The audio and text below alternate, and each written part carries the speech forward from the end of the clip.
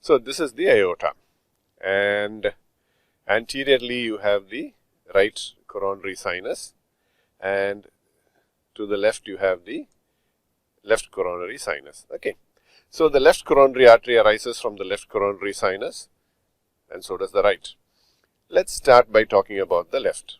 Okay. So I think you can have a good view now. Okay. So left coronary sinus, left main artery coming out of it. Okay. This divides into the LAD anteriorly and the circumflex which goes behind. Okay. And in this specimen we also have a ramus. So in this specimen it's a trifurcation, as you can see. Okay, left main, LAD, ramus, circumflex. Okay. Now let's talk about the left anterior descending artery. The left anterior descending artery moves anteriorly around the pulmonary artery. Okay, so that's the pulmonary trunk. So the guy makes its entry from around the pulmonary artery here, and then traverses down the anterior interventricular groove. Okay. Now, perhaps the first branch is the septal artery. Okay. So when I do this to show this to you, this here is the first septal. Okay. So the first septal artery is what you see there, and there would be septals along the way. Okay. The diagonal arteries are the ones which supply the lateral wall. Okay.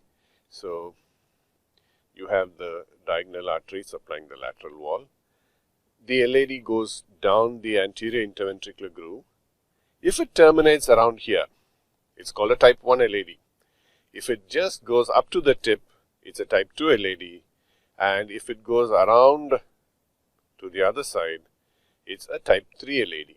So a type 3 LAD would be a good LAD supplying the apex and beyond. Okay. Now, let's look at the circumflex. The circumflex artery goes behind like this, and it goes around in the atrioventricular groove. So that is the atrioventricular groove.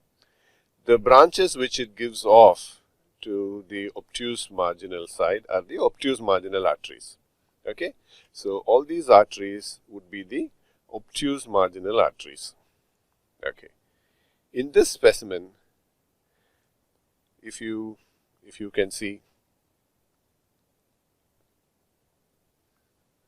we have a sinus nodal artery coming off the circumflex. So that would be the sinus nodal artery coming off the circumflex and going behind to innervate the sinus node.